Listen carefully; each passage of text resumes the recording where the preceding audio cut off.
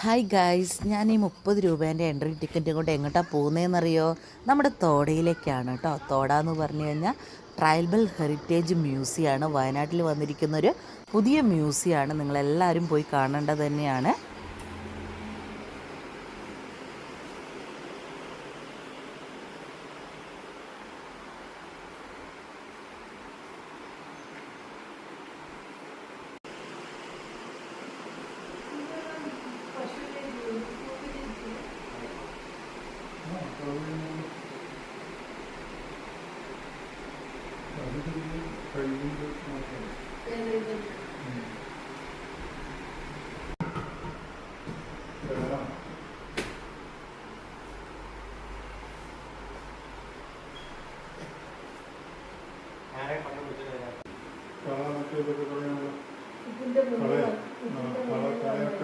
പുല്ലൊക്കെ ഉണ്ടാവില്ല, അത് ചളിന്ന് വലിച്ച്